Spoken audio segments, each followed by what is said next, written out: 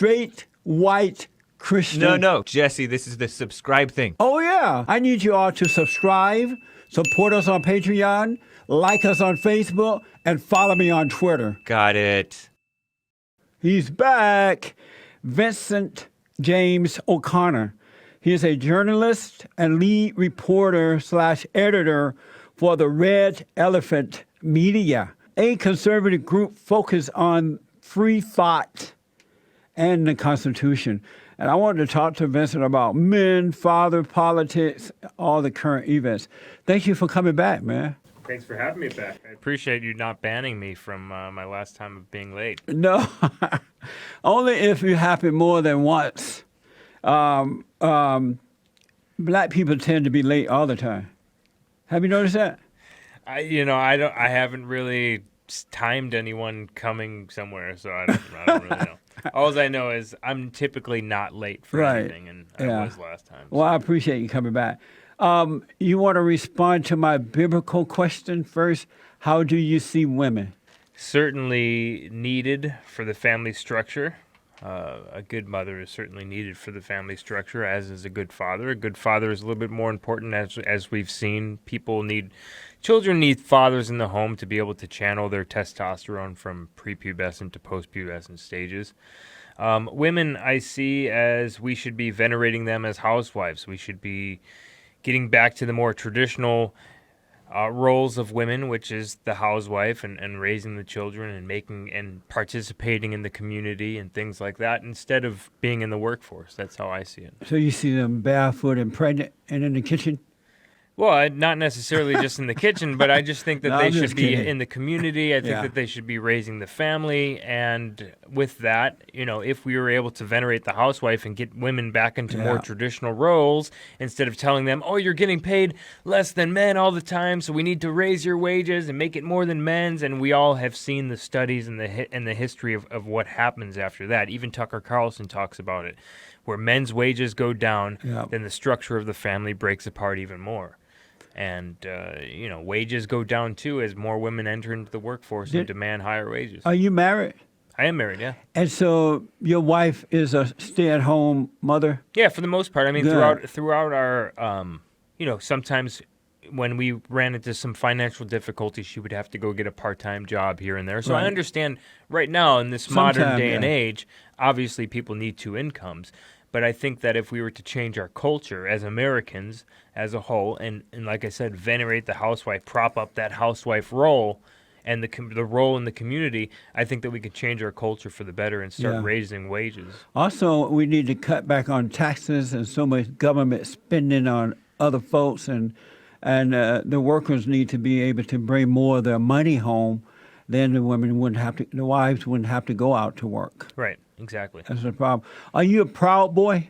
I am not, no. You know what that is? Yeah, I know what that is, yeah. Tell the folks what that is. I don't know. I've been on Gavin McInnes's show before, and I know certainly quite a bit of many of Proud Boys and have had contact with them, but it's basically a group formed by Gavin McInnes that is just like this drinking fraternity. Isn't that what it is? Something like that. Right. I'm not real up on it. Let me ask, what is a man?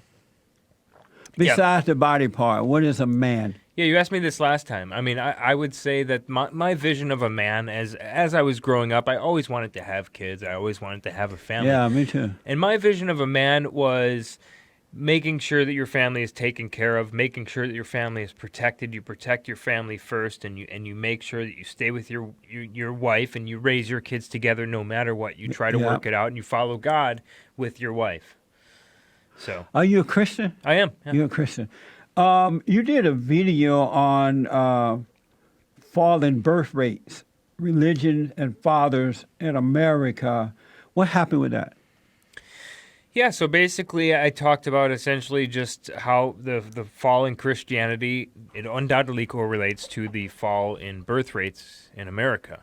And the only reason why it's not seen as like this drastic epidemic in the media is because we're importing so many millions of people from south of our border. Yeah. Our birth rates, if we weren't doing that, we would see this and we would say, we have to do something. The government has to start making propaganda and saying, we need to have children and things like that. Right. The same thing's happening in China, when they ended the one-child policy, and they Yes. thought that it was going to explode into birth rates, which it didn't, because they completely changed their culture. I think Stefan Molyneux actually just did a video on that recently.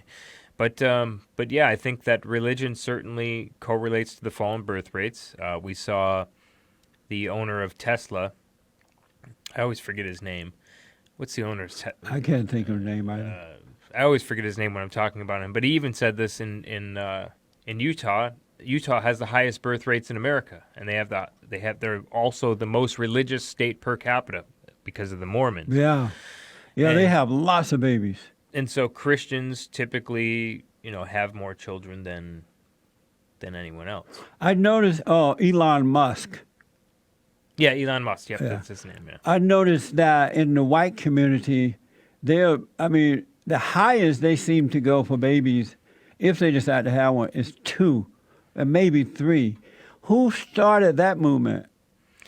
Well, it's actually 1.8. I think they're Really? whites are below replacement rate for sure. Right, but Whites don't they understand that they are the most hated group on this side of heaven? That's true.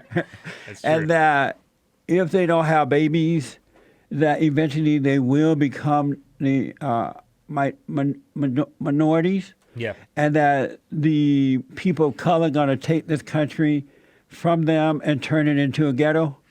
Well, essentially, I was just talking about this on another show, and I was just showing some people here, some articles here out of X Factor, White Feminist Fails Minorities, Why Clinton Lost, and Why We Didn't Expect It, out of the Chicago Tribune. They said, white women own up to it. You're the reason Hillary lost. Out of the Slate, white women sold out the sisterhood and the world by voting for Trump. And all of these articles, New York Times, BuzzFeed, white Right. people, They're blamed for white males, everything. white.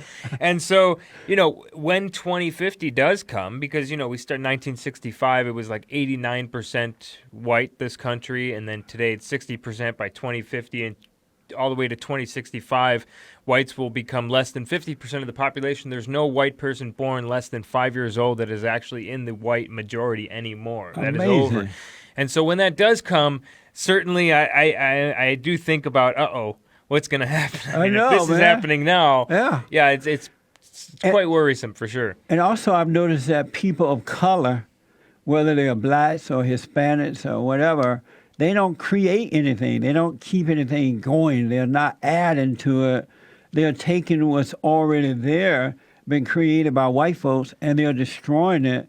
And so I'm real concerned that it'll be over for our country if white men and women, especially conservative Christian men and women, become the minority. It's just going to be over. 77% of birth to black native-born mothers are out of wedlock. 57% of birth to Hispanic native-born mothers are out of wedlock. 49% of birth to Hispanic immigrant mothers are out of wedlock.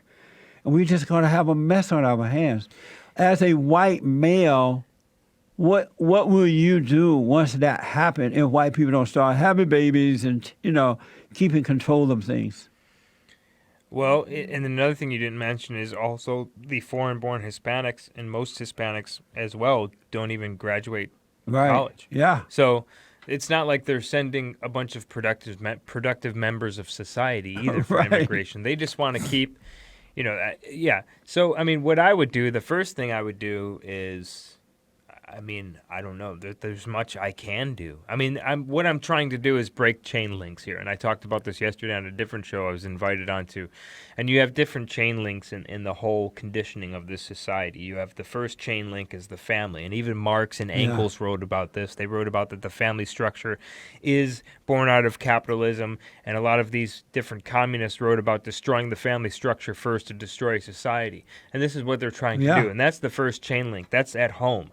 And then, as we noticed Jimmy Carter in 1979 took over created the Department of Education, which meant that the state took over education. So now the state controls the mind of your children, And you cannot control the mind of your children at home because the families are broken Yes. in all races. Yeah. Even whites are 30%, fatherless homes right now. That's why they 29%. get rid of the men so that they can take over the women and children and brainwash them, dumb them down, demoralize them, and use them. Right, and then they encourage, and especially in the black community, to be fatherless. I mean, Right. as you've seen with Yeah. some of these fair housing laws, Yeah. for instance, I think there was some place in Dallas, I was just watching a video about this, and in Dallas they said that you can move into this particular section, this Section 8 housing can be in this particular white area only for single mothers, and they gave a benefit to single mothers. So they actually were incentivized to be single mothers to get into this housing, into this safe neighborhood, and into this good school for their children. So they're incentivizing the black community to stay fatherless. That information I gave you about the birth rate, folks, is from the Center for Immigration Studies, CIS.org, and using public data from the National Center for Health Statistics, reported by the Washington Examiner. So let me ask a white American male. I mean, you're the blonde guy, blue eyes, all that stuff. What does it feel like to be hated and blamed for everybody else's problems? And, what does that feel like to walk the streets every day knowing that you're hated because you're white? I think a better way to frame it is I don't really feel anything. I just know that other people probably do, so I just try to debunk. I've devoted my entire channel to debunking the BS that's pushed by, mainstream media, by academia. As we just saw with this whole Donald Trump thing, they're trying to say that he was calling undocumented immigrants animals or something, when it was really he was just responding to someone asking about MS-13. So he got the media to defend MS-13 then. Right. But yeah, so I just have devoted my entire channel and platform into debunking these things, talking about the colonial history of other peoples, like whether it be the Bantus, whether it be the Arabs, whether it be the Mongolians, whether it be everyone has a history of some sort of atrocity. So when you're around quote unquote people of color, are you concerned that they may attack you in a physical way? No, not at all. No, I have tons of people who come over. I mean, they're just we have family, or not family, but we have friends and stuff like that. No, I mean like when you're just walking up and down the road. No. You're not? No. It hasn't gotten like that yet. I don't know if it... No, there are white people being attacked by blacks all the time. Yeah, I mean, if you... in a physical way. Okay, well, let me put it this way. When I lived in Chicago, I did get jumped a couple times. By blacks? Yeah. Really? For sure. You were just walking down the road? No, not just walking down the road, but I'm just saying in school or something like that. Yeah. I went to Morgan Park High School, and it happened at least twice there. So. Yeah, I was at, I lived in Gary for a year, and they elected the first black mayor when I went there to go to school. And the very next day, all hell broke loose. The blacks were attacking the whites in the classrooms and the hallways, and it just went insane. I hurried up and packed my things and went back to Alabama. In Gary, Indiana? Yeah. Oh, yeah. Gary's not a, it's not a... Yeah. What happened? Why are so many people leaving Christianity? I mean, with more, it's just natural. I mean, with more education, with, more money, things like that, as people get richer, people tend to have less kids and people tend to kind of stray away from Christianity. But there's also an attack on Christianity in this country, as we've seen. I mean, it's quite obvious in the media. I mean, you can attack you can say anything you want about Jesus Christ or anything else, or Christianity as a whole, or Catholics, or whatever the case may be. But dare you ever speak about Jewish people, or dare you ever speak about Muslims, or dare you ever speak about anything else? I think it's almost encouraged to talk bad about Christianity. So there's sort of this stigma that's left around. They won't even say anything negative about that guy, Allahu Akbar. Right. But and speaking of Jews, you did a video criticizing Christians for blindly supporting Israel. And what's wrong with Israel. Why shouldn't we support Israel? Well, their government has spied on this country. They've initiated the largest spy operation, way larger than the Soviet Union ever has. They have stolen our technology. They have sold our technology to China. They stole our uranium to build their nuclear weapons. They attacked the USS Liberty it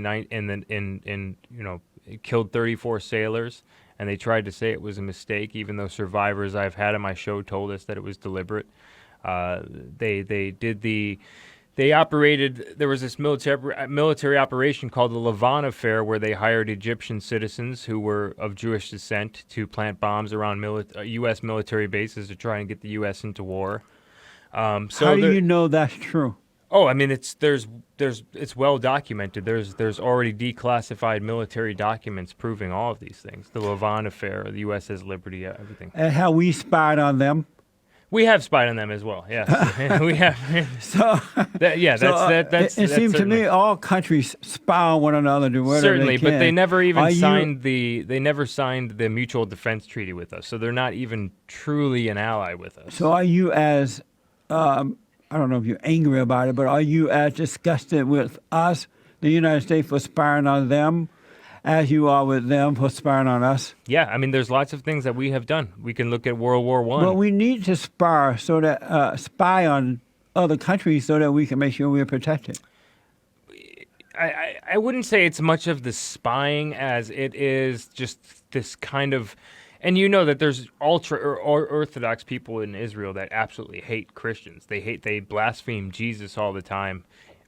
The Talmud, I mean, there's plenty of quotes in the Talmud that just blasphemes Jesus. So my whole thing is, why do we just, and this is a government that is also kind of corrupt too. Why do we have to blindly support a government that's semi-corrupt and has brought us into wars before with false and unverified intelligence? But our when we don't even trust our government is as corrupt too. Oh yeah, yeah. And so, is it the government of Israel that you don't like, or is it the people of Israel you don't like? No, I don't. It's not the people of Israel. It's the government. Yeah, I mean, I see. It's essentially, if we go back to World War I. Let's just go back to World War I. I'm not going to go through a whole long story, but just really quickly, I just want to touch on this. We all know the Lusitania, right? That's how we got into World War I. In 1914 is when, in 1914, I believe, is when the war broke out in the summer. And what happened was Germany was actually winning the war. They had their submarines. They were winning the wars. They were destroying fleets left and right. And the British were about to sign this peace treaty. And then what happened was the Zionists came to Britain and said, listen, you don't have to pull out of this war. We will get the U.S. into the war. And we all know the Lusitania was a false flag. That's already declassified. Everyone knows that. They said, we will get the U.S. into this war if you give us a piece of Palestine. And so that's what happened. So I'm not saying that the U.S. has no fault in anything. Obviously, right. We talk about our government having false flags all the time. You could look at Vietnam. You could look at all these different false flags of the U.S. government. So I'm not saying that everyone is innocent or anyone is innocent, especially the U.S. government. I'm just saying that we shouldn't just blindly support and throw all of our support at certain governments when they have spied on us. They stole our technology. They've sold it to China. They stole our uranium. Do you see Israel as our friend? No. You do not. So I guess you weren't happy about the U.S. Embassy. I don't care about that. No. You okay with that? I don't care. So just to get it straight so people don't say, oh, he hates the Jews. No, I don't hate the Jews. You just don't like the government, what it's doing. You don't agree with the government. I don't think that we should as you do with our government, right? Well, because of just look at World War I. And then as a result from World War I, World War II happened. So millions of American lives were lost because of this Zionist plan. I am against Zionism. Give out your website or whatever information you have so the folks can keep up with you. Yeah, I mean, I think the best would just be the Red Elephants on YouTube. You can just go find us on YouTube there, and then we have the redelephants.com and the Red Elephants on Facebook. So. Have you been called a white supremacist kind of a guy? Of course. I mean, even Kanye West has been called a white supremacist. Right. So, how do you feel when you're called those names? I just think it's just been so outplayed at this point. It's lost all meaning. Yeah, absolutely. I got a text for you. It says, this guy's pointed out the Jews. Should we stop defending Europe because there's World War II involved in U.S.? Should we cut ties with Germany? No, I'm not saying that at all. What I'm saying is I think that people just need to learn the true history of World War I, World War II, and what really sparked that.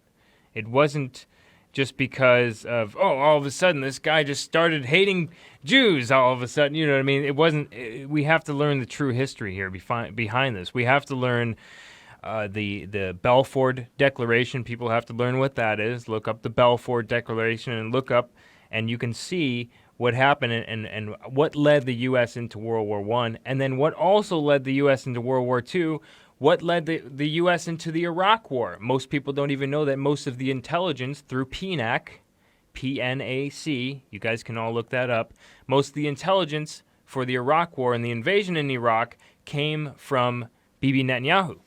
And this has already been deemed, even by Fox News. Fox News came out with an article after the war that said Israel was wrong on the intelligence about WMDs in Iraq. So why did the U.S., if this is happening and it's wrong, why did the U.S. participate? Why did they allow themselves to be led into that? That's a good question. That's something that I still haven't figured out yet. I still haven't figured out what our interests are. What our interests are in the Middle East. So Truly. shouldn't we be trying to figure that out Certainly. so that when you bring up what Israel has done or is done, we need to know why our country is participating, because don't we have like smart people working in the government? And they have Surely. to be agreeing and doing these things for some kind of reason. But we also have So- AIPAC, which is the strongest and most powerful lobby in this country. Some people even say it runs Congress in itself. Isn't it best to point out self first, to know why I'm doing something that I know I should not be doing, and then to understand why they're trying to get me to do it? So I would think that we would see why our home is, our country is doing what it's doing, if all this stuff is wrong, to be involved, so that we can change the way that we're operating here at home. Yeah, we certainly do need to change the way that we're operating here at home, and I'm not sure that we can. I mean, sometimes you can see even when what happened with Kennedy, what he was talking, what his dad was involved in. He was close with his dad, and you can know his dad talked about some of the same stuff that I'm talking about, the Zionists and how they got the U.S. into World War I. And all in exchange for this piece of Palestine. But I rarely hear people today talk about self first and home first. They always seem to point out what the other people are doing. International. Right, but they never deal with home. And if we don't take care of home, then we're in trouble at That's what I'm home about. while we're pointing out Right. what the people on the other side of the world, like the blacks, they're always blaming the whites. Right. And so I'm like, what's wrong with you that you allow the whites to control you like this? Why don't you have a life, And they don't know why they don't have a life. They don't know why they are not taking care of themselves. And so likewise with our country, we need to know why our countries are getting involved in wars and things like that. Why are they doing this? We need to certainly take care of home first. And this is the reason why so many people voted for Donald Trump, is because Right. he said that he was not going to be participating in any of these foreign wars where we go and build a school and blow up another school and build another school and blow That's up right. another school. So we want to focus on economic protectionism. We want to put tariffs on imported goods. We want to focus on home. We don't want to get involved in wars. He talked about pulling troops out of Syria until the gas attack happens. Such a convenient time. Well, he just went in there and kicked butts for a minute and came back. Yeah, so we want to focus on home for sure. One other quick thing, and then I got to get to some calls here. It's something the Red Elephant Patreon page said you guys want to turn blue states into red states. How are you doing that? That would certainly be a goal. I mean, if a lot of you have probably watched us for a while, have seen us at different rallies and protests and city halls and town halls and things like that. So we certainly encourage people to get out IRL and appear in these town halls and appear and actually participate in at your local political level so that you can change the outer sphere of the political level as well. And so this is something that we certainly encourage. We talk about people registering to vote and things like that because the midterms are more important than the general election. What do you think about Palestine and that they hate Israel and blaming Israel for everything? Yeah, that's a very complicated topic for sure. It's certainly not this one's right or this one's wrong. It's been going on. Like I said, people need to know the true history. It's way more complicated than people think it is. So let me go to the busy phone. Brandon, a first-time caller out of Philadelphia. Brandon, thanks for calling. You're on with Vincent. Hey, Jesse, can you hear me? Yes, sir. Go ahead. Awesome. I'm a big fan of yours. This is actually my first time calling. Well, thank you. This is no problem. I've been listening to you for about a year now. And I, hear you talk a lot about, the Democrats and the Republicans. And, to my understanding, I had no clue why, black people are, Democrats. And I know you blame, the whole fall of the black family, due to, the fall of the man and, the government. But what's your whole intake? And it's funny that, a few minutes ago I heard you speaking about the Jews because that was my question. Are you familiar with, like, the Rothschilds and the Rockefellers? And I know you're not a big conspiracy theorist, but you don't think that they play a part of, the economy and, the way it's going for the family? And do you believe that the U.S. government are controlled by, England, Queen Elizabeth, Rothschilds, Rockefellers, the elite Jews? What's your intake on that? I'm not as up on it as you guys are, but I do know that, as I was just telling Vincent, that I believe all governments are corrupt, and I believe that they work together for destruction to maintain power and control. And that's why we, the people in our country, have to take back the government and then vote in people like the Great White Hope, who is going to put the country first. Because if we're ended up in wars and things like that we should not be involved in, there's something wrong with our government, which means something is wrong with us, because it's we who voted these people in, and we keep voting in the same people who are doing things that we don't like. So, and the Rothschild and all that, yes, they are having a negative impact on our country. They're controlling. I'm aware of that. But it's never going to change until we, the people, change. Corrupt people get corrupt government. Okay, that you want to refer to that, Ben? Yeah, I know what he's talking about, and it's really not a conspiracy that at this point really at all that people of Jewish descent control the media and Hollywood and TV. They even, we had even Larry, I forget his name, he says it. So certainly, the sort of like degenerate, anti-family culture, family structure sort of movies and Hollywood and TV and all this hip-hop culture that's going on right now that's basically advocating for black American males to be gang members and hip-hop, all this like. So it certainly is coming from people that control our media and our music and everything like that. So, yeah, what happened I would say to socially, white yes. people? They built this country. They were here first. They built the greatest country on this side of heaven. What happened to the white men that they lost control? How did they lose control of something that they built? It's like you built your own house and then you let others come and take over. What happened to the white man that happened? Lost control. Go ahead. Yeah, in my opinion, I think it was due to the elite bankers. Like the Rothschilds, they have a quote. I'm not sure if you heard of it. Their quote, it dates back to the 1600s. I care not who make the laws.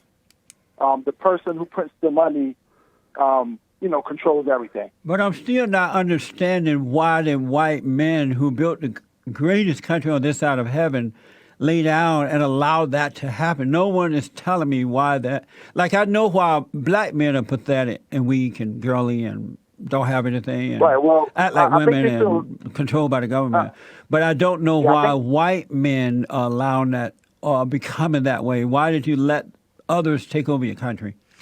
I think believe it has something to do with the financial collapse. Because, Yeah. you know, in a time like that, you know, when the government, the country was in total chaos due to the financial crisis. You know, the elite bankers, the Rothschilds, the Rockefellers, you know, they had all the money. So, When was Well, this? it goes back. I think it goes back farther than that. You know, a lot of people know that the housing crisis was mainly due to, you know, the final inevitable rise in interest rates that was going to happen. You know, that was going to happen inevitably, and also loans and the government basically virtue signaling and saying that we need to be giving loans out to ethnic minorities that really couldn't afford it, and then raising their interest rates on their variable interest, on their variable interest loans. And the minorities and then- don't pay back anyway. Right. Have you ever loaned a minority some money? I haven't. And you never get it back. No, it's not true. And then when you see them, they get mad at you if Jesus you Christ. ask for your money. Isn't that right, Joel? Isn't that right?